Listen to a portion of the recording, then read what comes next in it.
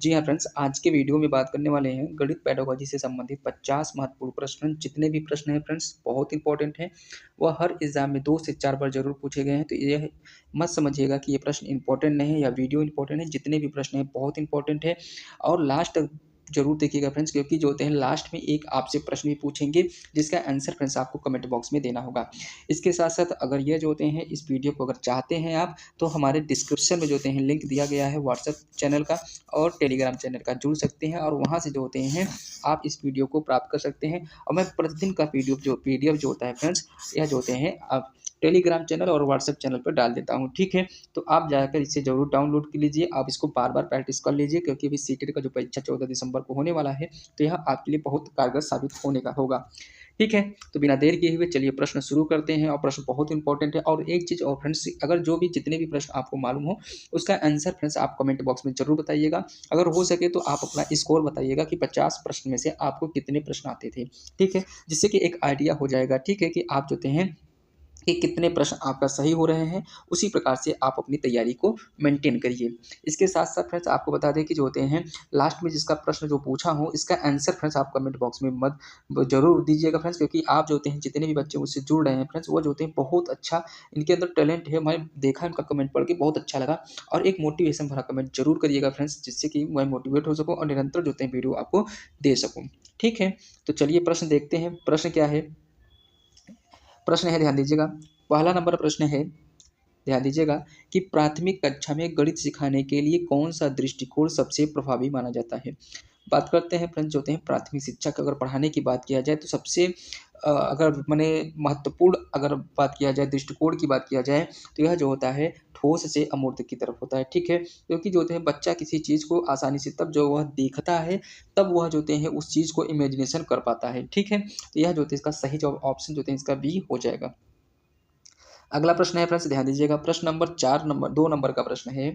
बहुत इंपॉर्टेंट प्रश्न है फ्रेंड्स, ध्यान दीजिएगा, कि गणित शिक्षण में खेल और मुख्य गतिविधियों का मुख्य उद्देश्य क्या है? तो गतिविधियों का मुख्य उद्देश्य की बात किया जाए, गणित को रोचक बनाना होता है। इसका सही जवाब ऑप्शन जो होते हैं सी हो जाएगा, ठीक है।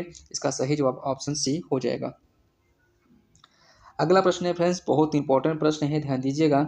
प्रश्न क्या है? कंटक मैंने कहा कंस्ट्रक्टिविज्म सिद्धांत के अनुसार गणित शिक्षण में क्या आवश्यकता है? तो अगर बात किया जाए फ्रेंड्स कि किस चीज़ की आवश्यकता होती है, तो वह विद्यार्थियों की सक्रिय भागीदारी की होती है, क्योंकि सक्रिय भागीदारी से ही किसी चीज़ को आसानी से सीखा जा सकता है। अगला प्रश्न है, प्रश्न नंबर 4 नंबर का प्रश्न है। बहुत इंपॉर्टेंट प्रश्न है फ्रेंड्स, ध्यान दीजिएगा, कि गणित की पाठ्य योजना तैयार करते समय शिक्षक को सबसे पहले किसका ध्यान रखना चाहिए? अगर फ्रेंड्स आपको बता दें कि अगर जब पाठ्य योजना जब तैयार करते समय जब शिक्षण कार्य करते हैं, माइक्रो टीचिंग करते हैं, पाठ्य योजना बनाते हैं, उसमें सबसे बड़ी चीज़ होती है कि किस चीज़ पर ध्यान रखना चाहिए, कि जो हम विषय जो टॉपिक चॉइस कर रहे हैं, जो हम माने प्रकरण ले रहे हैं, वह जो होता है विद्यार्थियों की क्षमता और रुचि पर आधारित होना चाहिए, जिससे कि बच्चा किसी चीज़ को सीख पाएगा, ठीक है। इस प्रकार देखा जाए तो ऑप्शन इसका बी इसका सही जवाब हो जाएगा। विद्यार्थियों की क्षमता और रुचि के आधार पर लेना चाहिए, ठीक है। अगला प्रश्न है, 5 नंबर का प्रश्न है और बहुत इंपॉर्टेंट प्रश्न है, ध्यान दीजिएगा, कि बच्चों को गणित में त्रुटि का विश्लेषण सिखाने का उद्देश्य क्या है? तो जो विश्लेषण सिखाने का जो उद्देश्य होता है फ्रेंड्स, बच्चों की समस्या समाधान की क्षमता को बढ़ाना होता है, जिससे कि बच्चा जो होते हैं किसी भी त्रुटि को अपना विश्लेषण स्वयं कर सके, ठीक है। अगला प्रश्न है, प्रश्न नंबर 6 नंबर का प्रश्न है फ्रेंड्स, बहुत इंपॉर्टेंट प्रश्न है फ्रेंड्स। आपको बता दें कि इस वीडियो में लगभग मैं आपको 50 प्रश्न कराने वाला हूं। जितने भी प्रश्न हैं फ्रेंड्स बहुत इंपॉर्टेंट है और हर एग्जाम में प्रश्न पूछे गए हैं, तो आप ये मत समझिएगा कि ये प्रश्न इंपॉर्टेंट नहीं है। आप बस शिद्दत के साथ देखिएगा, सभी प्रश्न जो होते हैं फ्रेंड्स आपको इसी वीडियो में एकदम अच्छे से याद हो जाने वाले हैं। अगर फ्रेंड्स आप इसको मान लीजिए जो पीडीएफ है अगर चाहते हैं, तो हमारे कमेंट बॉक्स इसमें जो होता है डिस्क्रिप्शन बॉक्स में जो होते हैं लिंक दिया गया है, उस पर जो है टेलीग्राम और व्हाट्सएप का, उस पर जो होते हैं आप जाकर इस पीडीएफ को प्राप्त कर सकेंगे, ठीक है। और लास्ट में प्रश्न भी पूछेंगे जिसका आंसर आपको कमेंट बॉक्स में देना है।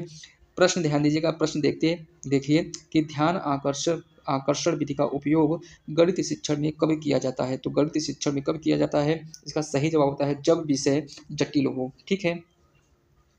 अगला प्रश्न है, प्रश्न नंबर 7 नंबर का प्रश्न है फ्रेंड्स, बहुत इंपॉर्टेंट प्रश्न है, कि प्राथमिक कक्षाओं में संख्याओं संख्याओं की अवधारणा सिखाने के लिए माध्यम सबसे उपयुक्त होता है? तो सबसे उपयुक्त अगर माध्यम की बात किया जाए फ्रेंड्स, इसका सही जवाब हो जाएगा वस्तु और चार्ट होता है। क्यों? क्योंकि अगर बच्चे को किसी वस्तु को माध्यम से अगर हम किसी संख्या की अवधारणा सिखाएँगे, जैसे अगर हम क्लास में बता रहे हैं तो उसको चॉक होता है ना, जो चॉक होता है उसको बच्चे को गिनवाएँगे तो वह चीज़ आसानी से गिन जाएगा। जैसे पेन जो होते हैं बच्चे के, जो पेंसिल होते हैं उसको हम लेके गिनवाएँगे तो वह आसानी से चीज़ को गिन लेगा। यही लिए कहा जाता है कि वह जो होते हैं वस्तु और चार्ट इसका सबसे बेस्ट आंसर हो जाएगा। अगला प्रश्न है 8 नंबर का प्रश्न है, ध्यान दीजिएगा कि बच्चों को भिन्न का ज्ञान सिखाने के लिए शिक्षक को किसका उपयोग करना चाहिए? तो इसका सही जवाब हो जाएगा फ्रेंड्स, अगर क्या कहते हैं भिन्न का ज्ञान सिखाने के लिए शिक्षक का किसका उपयोग करना चाहिए? तो इसका सही जवाब हो जाएगा फ्रेंड्स रंगीन चार्ट और गतिविधियाँ का। ठीक है फ्रेंड्स, क्योंकि वह जो होता है रंगीन और चार्ट के माध्यम से बच्चे के अंदर जो होते हैं रुचि पैदा होगा और उस चीज़ को आसानी से बच्चा भिन्न को समझ पाएगा। अब कहेंगे बच्चों को कैसे सिखाया जाए? जैसे कि अगर मान लीजिए कोई कागज़ है, ये पूरा कागज़ हो गया, इसको फाड़ दीजिए, तो इसको बताओ इसको 1 भाग बटे 2 किए। तो एक जो होते हैं 2 कागज़ को मैंने कहा कि 1 कागज़ को 2 भाग में कर दिएगा। इस प्रकार से बच्चों को भिन्न सिखा सकते हैं, ठीक है? आगे चलिए, प्रश्न नंबर ध्यान दीजिएगा 9 नंबर का प्रश्न है। प्रश्न नंबर 9 नंबर है कि गणित शिक्षण में त्रुटियों को सुधारने की प्रक्रिया को क्या कहते हैं? तो ध्यान दीजिएगा जो सुधारने की जो त्रुटि होती है फ्रेंड्स, उसको कहते हैं उपचारात्मक शिक्षण कहते हैं। क्या कहते हैं? उपचारात्मक शिक्षण कहते हैं। फ्रेंड्स आपको बताना है कि निदानात्मक जो शिक्षण होता है यह किसके लिए होता है और यह किस माध्यम में किया जाता है, ठीक है? निदान मतलब क्या होता है? उपचार मतलब बता दिया कि त्रुटियों को सुधार करने की जो प्रक्रिया होती है इसे उपचार कहते हैं। लेकिन निदान किसको कहते हैं? इसका आंसर आप कमेंट बॉक्स में बताइएगा कि निदानात्मक जो परिभाषा होती है निदानात्मक की, उसको ज़रूर बताइएगा, ठीक है? अगला प्रश्न है, ध्यान दीजिएगा प्रश्न नंबर 10 नंबर का प्रश्न है कि गणित की समस्या समाधान क्षमता को बढ़ाने के लिए शिक्षक को किस विधि का उपयोग करना चाहिए? तो अगर फ्रेंड्स आपको बात बता दें कि जो अगर गणित की जो समस्या समाधान की जो क्षमता को बढ़ाने की अगर बात कर रहा है, तो इसका सबसे अच्छा जवाब और सबसे राइट जवाब हो जाएगा फ्रेंड्स प्रयोगात्मक विधि होता है, ठीक है? अगर फ्रेंड्स अगर कभी भी आपको प्रयोगात्मक विधि मिल जाए, तो प्रयोगात्मक विधि से बच्चे के अंदर जो होते हैं फ्रेंड्स एकता की भावना आती है और वह जो होते हैं फ्रेंड्स किसी चीज़ को एक्सपेरिमेंट करके सीखेगा। जैसे साथ 2 बच्चे बैठ गए साथ में, तो वो बताएँगे मतलब एक्सपेरिमेंट करके किसी चीज़ को प्रयोग करके उस चीज़ को सीखेंगे, जिससे कि बच्चों के अंदर एकता की भी भावना विकसित होगी। ये भी प्रश्न पूछा गया है। अगला प्रश्न है 11 नंबर का प्रश्न है, ध्यान दीजिएगा। 11 नंबर के प्रश्न में ध्यान दीजिएगा कि बच्चों में मानसिक गणना गणना की दक्षता बढ़ाने के लिए कौन-सा तरीका सबसे उपयुक्त है? अगर बात किया जाए फ्रेंड्स मानसिक गणना की सबसे अच्छा उपयुक्त तरीका की बात किया जाए, तो यह खेल आधारित गतिविधि होती है। इसका सही जवाब ऑप्शन जो होते हैं, ए सबसे अच्छा जवाब हो जाएगा। अगला प्रश्न है 12 नंबर का प्रश्न है। 12 नंबर के प्रश्न ध्यान दीजिएगा फ्रेंड्स, गणित में अवधारणाओं को स्पष्ट करने के लिए शिक्षक को किस पर बल देना चाहिए? अगर अवधारणा को हमको क्या करना है बच्चे का स्पष्ट करना है, तो इसके लिए सबसे अच्छा जो तरीका होता है फ्रेंड्स, वह बच्चों के व्यवहारिक जो उदाहरण होते हैं, जैसे कि घर आस-पास के जो उदाहरण होते हैं, उसके माध्यम से सिखाएँगे तो बच्चा आसानी से जो होते हैं, वह सीख जाएगा और जो सीखने वाला जो विषय है, उसपे आपको बच्चा जो है रुचि भी लेना शुरू कर देगा, ठीक है? अगला प्रश्न है, ध्यान दीजिएगा 12 नंबर का प्रश्न है, प्रश्न ध्यान दीजिएगा। प्रश्न क्या है कि बच्चों को गुणा की अवधारणा समझाने के लिए कौन-सी सामग्री सबसे उपयुक्त है? तो सबसे उपयुक्त की अगर बात किया जाए फ्रेंड्स, तो वह जो होते हैं चित्र और वस्तु होती है, ठीक है? इसका सही जवाब ऑप्शन जो होते हैं बी इसका सही जवाब हो जाएगा, चित्र और वस्तु। अगला प्रश्न है 14 नंबर का प्रश्न है, ध्यान दीजिएगा कि प्राथमिक स्तर पर गणित सिखाने के लिए कार्य आधारित शिक्षा का उपयोग क्यों किया जाता है? तो ध्यान दीजिएगा फ्रेंड्स कि जो कार्य आधारित जो शिक्षा का उपयोग इसलिए किया जाता है किसी कठिन अवधारणा को सरल बनाने के लिए होता है। ऑप्शन इसका ए जो होते हैं सही जवाब हो जाएगा, ठीक है? अगला प्रश्न है 15 नंबर का प्रश्न है। 15 नंबर के प्रश्न में है कि बच्चों की अंकगणितीय क्रम समझाने के लिए किसका प्रयोग किया जाना चाहिए? तो अंकगणितीय प्रयोग करने के लिए जो होते हैं फ्रेंड्स, बच्चों को हम संख्या रेखा का प्रयोग करना चाहिए, ठीक है? इसका सही जवाब हो जाएगा ऑप्शन ए हो जाएगा, संख्या रेखा का प्रयोग करना चाहिए। 16 नंबर का प्रश्न है फ्रेंड्स, बहुत इंपॉर्टेंट प्रश्न है, ध्यान दीजिएगा। प्रश्न है कि बच्चों में तार्किक सोच विकसित करने के लिए शिक्षक को किस प्रकार की माने समस्याएँ देनी चाहिए? तो इसका सही जवाब हो जाएगा फ्रेंड्स जटिल तर्क और आधारित समस्या इसका सही जवाब हो जाएगा। जो होता है जटिल तर्क आधारित समस्याएँ जो होते हैं देनी चाहिए। अगला प्रश्न है 17 नंबर का प्रश्न है, ध्यान दीजिएगा। प्रश्न है कि जब छात्र गणित में बार-बार त्रुटि करते हैं, तो शिक्षक को क्या करना चाहिए? तो जो सब क्या करना चाहिए, तो इसका सही जवाब हो जाएगा फ्रेंड्स, त्रुटियों का विश्लेषण कर उनका जो होते हैं उपचारात्मक शिक्षा देनी चाहिए, जिससे कि बच्चा जो होते हैं उस चीज़ को सीख सके। ठीक है? अगला प्रश्न है, ध्यान दीजिएगा, 18 नंबर का प्रश्न है फ्रेंड्स, बहुत इंपॉर्टेंट प्रश्न है। प्रश्न है कि गणित शिक्षण में, ध्यान दीजिएगा, कि गणित शिक्षण में मूल्यांकन का मुख्य उद्देश्य क्या है? तो अगर मूल्यांकन के उद्देश्य की बात किया जाए फ्रेंड्स, तो उसकी गणित की, इसका जो है उसकी प्रगति का पता लगाना जो है मूल्यांकन का उद्देश्य होता है। मतलब बच्चा किसी प्रगति में कहाँ तक पहुँचा है उसका पता लगाना ही जो होता है उसका मुख्य उद्देश्य होता है। ऑप्शन बी इसका सही जवाब हो जाएगा। कहा कि प्राथमिक कक्षा में बच्चों को आकृतियाँ सिखाने के लिए कौन सा उपकरण सबसे उपयुक्त है? तो सबसे उपयुक्त जो होता है फ्रेंड्स, वह जो होता है चित्र और चार्ट होता है। सबसे चित्र और चार्ट के माध्यम से जो होते हैं बच्चों को हम आसानी से किसी चीज़ को अच्छे से सिखा सकते हैं। ठीक है? अगला प्रश्न है, 20 नंबर का प्रश्न है कि गणित में समूह शिक्षण का उपयोग क्यों किया जाता है? तो समूह शिक्षण की अगर बात किया जाए तो सामूहिक सोच और चर्चा को बढ़ाने के लिए किया जाता है। इसका सही जवाब ऑप्शन जो होते हैं बी इसका सही जवाब हो जाएगा। ठीक। अगला प्रश्न है फ्रेंड्स, ध्यान दीजिएगा, 21 नंबर का प्रश्न है कि बच्चों को क्षेत्रफल की अवधारणा समझाने के लिए सबसे उपयुक्त तरीका क्या है? तो सबसे उपयुक्त तरीका की अगर बात किया जाए तो व्यवहारिक गतिविधियां होती है, क्योंकि व्यवहारिक गतिविधियां के माध्यम से जो होते हैं बच्चा किसी चीज को आसानी से समझ जाता है। ठीक है? अगला प्रश्न है, 22 नंबर का प्रश्न है, बहुत इंपॉर्टेंट प्रश्न है फ्रेंड्स, ध्यान दीजिएगा, कि प्राथमिक कक्षा में विभाजन की अवधारणा सिखाने के लिए, विभाजन मतलब होता है भाग की अवधारणा को सिखाने के लिए सबसे अच्छा तरीका क्या है? तो सबसे अच्छा तरीका अगर बात किया जाए फ्रेंड्स, तो यह बच्चों के समूह बनाकर जो होते हैं अगर बच्चों को सिखाया जाए, जैसे अगर 5 बच्चे इधर बैठा दिया जाए, कहा जाए कि अब जो होते हैं 5 बच्चे इधर बैठा, मतलब जैसे कि 5 बच्चे इधर बैठा दिया गया, ठीक है?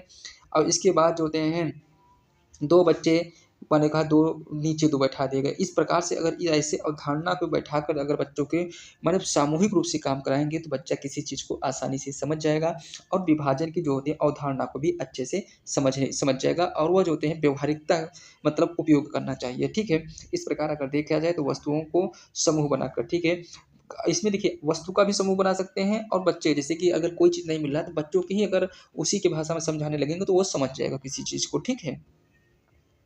अगला प्रश्न है, ध्यान दीजिएगा, कि 23 नंबर का प्रश्न है कि गणित में समस्याओं का समाधान सिखाने के लिए कौन-सा दृष्टिकोण बेहतर होता है? तो सबसे अच्छा अगर बात किया जाए दृष्टिकोण की तो माने विद्यार्थी केंद्रित दृष्टिकोण होता है, क्योंकि इसमें विद्यार्थी को जो होते हैं जो सीखने वाला होता है, विद्यार्थी होता है, उसको केंद्र मानकर जो होते हैं शिक्षण कार्य के लिए हर पहलू को ध्यान दिया जाता है, ठीक है? जिससे कि बच्चे की जो होती है रुचि बनी रहती है और वह जो होते हैं वो चीज़ को समझ जाता है, ठीक है? ऐसी स्थिति में जो होते हैं जो लोकतांत्रिक की भावना विकसित होती है, कि मतलब सामूहिकता की भावना आती है। अगला प्रश्न है, 24 नंबर का प्रश्न है, बहुत इंपॉर्टेंट प्रश्न है फ्रेंड्स, ध्यान दीजिएगा, कि जब छात्र गणित में रुचि नहीं दिखाते हैं तो शिक्षक को क्या करना चाहिए? तो अगर गणित में अगर रुचि नहीं दिखा रहे हैं तो गणित को खेल और गतिविधि के माध्यम से सिखाना चाहिए, ठीक है फ्रेंड्स? क्योंकि बच्चा खेल में जो होते हैं रुचि लेता है, उसी के माध्यम से आप उसको गणित सिखा पाएँगे। अगला प्रश्न है, 25 नंबर का प्रश्न है, ध्यान दीजिएगा, कि गणित, मैंने कहा गणित में अधिगम को प्रोत्साहित करने के लिए किस विधि का उपयोग करना चाहिए? तो सबसे अच्छा अगर बताया जाए कि जो अधिगम की बात कर रहा है ना, कि गणित के अधिगम को प्रोत्साहन करने की बात कहा है और किस विधि की बात किया जाए तो समस्या आधारित ज्योतिष शिक्षण विधि सबसे उपयुक्त होता है। ठीक है फ्रेंड्स, इसका सही जवाब ऑप्शन बी हो जाएगा।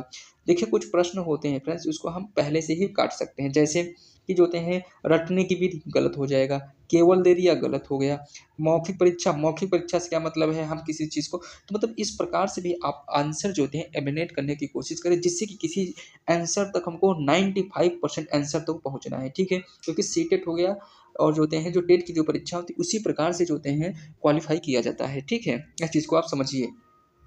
अगला प्रश्न है, मैंने कहा कि 26 नंबर का प्रश्न है कि विद्यार्थियों में सृजनात्मकता बढ़ाने के लिए शिक्षक को किस प्रकार की गतिविधियां करवानी चाहिए? तो किस प्रकार की गतिविधियां करवानी चाहिए? तर्क और समस्या आधारित गतिविधियां करानी चाहिए। इसका सही जवाब ऑप्शन जो होते हैं बी इसका राइट जवाब हो जाएगा।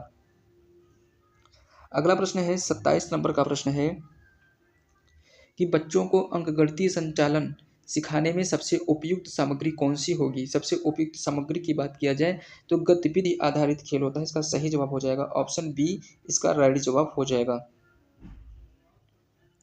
अगला प्रश्न है 28 नंबर का प्रश्न है कि जो होते हैं गणितीय अवधारणाओं को सिखाने के लिए चित्रात्मक विधि का उपयोग क्यों किया जाता है। तो चित्रात्मक विधि का जो उपयोग किया जाता है अवधारणाओं को सरल और रोचक बनाने के लिए किया जाता है। इसका सही जवाब हो जाएगा ऑप्शन बी, इसका सही जवाब हो जाएगा।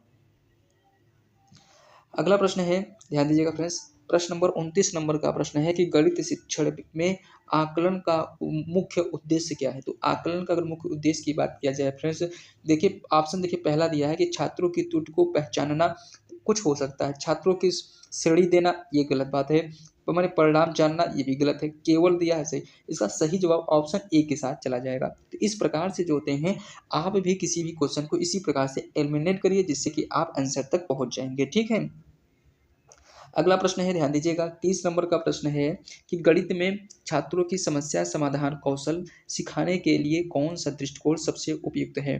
तो समस्या समाधान कौशल की अगर बात किया जाए फ्रेंड्स, तो सबसे क्या कहा है कि सबसे सीखने के लिए सबसे दृष्टिकोण सबसे उपयुक्त की बात किया है। ठीक है। तो इसमें सबसे उपयुक्त जो होते हैं व्यवहारिकता पर आधारित होता है, क्योंकि व्यवहारिकता के माध्यम से बच्चा जो होते हैं किसी चीज़ को अपने जो होते हैं देसी भाषा कहते हैं, जिसको कहते हैं ना देसी भाषा के माध्यम से वह सीख पाएगा। ठीक है। क्योंकि अगर व्यवहारिकता उसमें नहीं दिखाएंगे तो वह चीज़ने में अपनी कठिनाई महसूस करेगा और उससे वह दूर भागने लगेगा, उसकी रुचि धीरे धीरे समाप्त हो जाएगी। ठीक है। अगला प्रश्न है 31 नंबर का प्रश्न है, ध्यान दीजिएगा कि जब जो होते हैं छात्र समझाने में कठिनाई का अनुभव करता है तो शिक्षक को क्या करना चाहिए। तो शिक्षक को क्या करना चाहिए, अवधारणाओं को पुनः समझना चाहिए। ठीक है। इसका सही जवाब हो जाएगा कि अवधारणाओं को पुनः समझना चाहिए। ठीक। अगला प्रश्न है 32 नंबर का प्रश्न है, ध्यान दीजिएगा कि गणित में उपचारात्मक शिक्षण का क्या उद्देश्य है। तो उपचारात्मक शिक्षण की अगर उद्देश्य की बात किया जाए फ्रेंड्स, तो त्रुटियों को सुधारना और अधिगम में सुधार करना, इसका सही जवाब हो जाएगा ऑप्शन जो होते हैं इसका बी, इसका राइट जवाब हो जाएगा। अगला प्रश्न है 33 नंबर का प्रश्न है, ध्यान दीजिएगा कि बच्चों को तुलना की अवधारणा सिखाने के लिए शिक्षक को किसका उपयोग करना चाहिए। तो किसका उपयोग करना चाहिए, तो वस्तुओं का प्रयोग करना चाहिए। ठीक है। इसका सही जवाब ऑप्शन जो होते हैं बी, इसका राइट जवाब हो जाएगा। अगला प्रश्न है, ध्यान दीजिएगा कि 34 नंबर का प्रश्न है कि छात्रों को सममित, ध्यान दीजिएगा ये बहुत ही इंपॉर्टेंट टॉपिक है फ्रेंड्स, वो एनसीईआरटी में ये टॉपिक है, एनसीईआरटी में जो होते हैं ये टॉपिक है। तो यह चीज़ को ध्यान दीजिएगा कि सममित की अवधारणा सिखाने के लिए सबसे उपयुक्त उपकरण कौन सा होता है। तो ज्यामितीय आकृति होता है। ठीक है फ्रेंड्स। क्योंकि जो अगर समिति अगर आपसे बता दें कि फ्रेंड्स वो जो सममित की बात करता है, जैसे मान लीजिए कि अगर मान लीजिए कोई बॉक्स है, ठीक है, उस बॉक्स को दो भाग में डिवीजन कर दे, मतलब बराबर भागों में डिवीजन करना ही वो सममित होता है। तो इसी प्रकार से अगर आकृति के माध्यम से कराएंगे तो बच्चा जो है उस चीज को आसानी से सीख पाएगा। अगला प्रश्न है फ्रेंड्स, ध्यान दीजिएगा 35 नंबर का प्रश्न है कि गणित शिक्षण में अनुभवात्मक अधिगम का क्या महत्व है। तो अनुभव, ध्यान दीजिएगा फ्रेंड्स, अनुभवात्मक अधिगम का जो अगर महत्व की बात किया जाए तो बच्चों के व्यवहारिक अनुभव देने के लिए होता है। ठीक है। इसका सबसे महत्वपूर्ण, इसका सही जवाब ऑप्शन इसका बी, इसका राइट जवाब हो जाएगा। अगला प्रश्न है, ध्यान दीजिएगा फ्रेंड्स आपको बता दें कि इसमें आपको 50 प्रश्न कराने वाले हैं फ्रेंड्स। अगर आप इस कंप्लीट वीडियो का जो होते हैं फ्रेंड्स आप पीडीएफ चाहिए तो हमारे जो होते हैं डिस्क्रिप्शन में लिंक दिया गया है व्हाट्सएप चैनल का और जो होते हैं टेलीग्राम चैनल का, उससे आप जुड़ जाइए। उस पर जो होते हैं आपको जो होते हैं पीडीएफ आपको दे दिया जाएगा, वहीं पर प्रतिदिन का पीडीएफ डाल दिया जाता है। ठीक है। तो आप इसको जाकर वहाँ से बार बार इसको प्रैक्टिस करिए और बहुत सारे पीडीएफ है आज जो आपके लिए जो होते हैं बहुत कारगर साबित होंगे, जो कि जो पिछले जो हैं वीडियो बनाए गए हैं उसी का जो है कंप्लीट पीडीएफ है। तो आप इसको जरूर आप विजिट करिए, आप इसको जो है इसका लाभ जरूर लीजिए। ठीक है।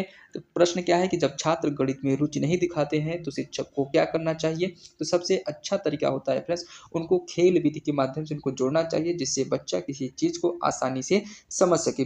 गतिविधि पर आधारित शिक्षण करानी चाहिए। ठीक है। अगला प्रश्न है, ध्यान दीजिएगा कि 37 नंबर का प्रश्न है कि माने बच्चों को आयतन की अवधारणा समझाने के लिए कौन सा उपकरण उपयुक्त है। तो आयतन की अवधारणा समझाने के लिए सबसे उपयुक्त तरीका की अगर बात किया जाए तो सबसे अच्छा तरीका ठोस वस्तुएं होती हैं। ठीक है फ्रेंड्स। इसका सही जवाब ऑप्शन जो होते हैं ए, इसका सही जवाब हो जाएगा। अगला प्रश्न है कि 38 नंबर का प्रश्न है, ध्यान दीजिएगा फ्रेंड्स बहुत इंपॉर्टेंट प्रश्न है कि गणित में, ध्यान दीजिएगा कि गणित में वर्गमूल की अवधारणा सिखाने के लिए सबसे अच्छा तरीका क्या है। तो अगर वर्गमूल की अवधारणा अगर सिखाना है फ्रेंड्स तो सबसे अच्छा तरीका होता है कि वह जो होते हैं संख्या रेखा पर सिखाया जाए। संख्या रेखा पर सिखाएंगे तो बच्चा जो है किसी चीज को आसानी से समझ जाएगा। ठीक है। अगला प्रश्न है कि 39 नंबर का प्रश्न है कि बच्चों को तुलना और आदेश, ध्यान दीजिएगा फ्रेंड्स, तुलना और आदेश सिखाने के लिए शिक्षक को क्या करना चाहिए? तो क्या करना चाहिए? तो व्यवहारिक गतिविधियाँ करनी चाहिए। ठीक है, इसका सही जवाब ऑप्शन जो हैं इसका बी इसका सही जवाब हो जाएगा कि व्यवहारिक गतिविधियाँ करना चाहिए। जब व्यवहारिक गतिविधियाँ करेंगे तो बच्चा जो होते हैं किसी चीज़ को जो होते हैं व्यवहारिकता समझेगा, उस चीज़ को समझेगा और उस चीज़ में जब समझेगा तो वह जो होते हैं आसानी से वह याद कर पाएगा, सीख लेगा। ठीक है?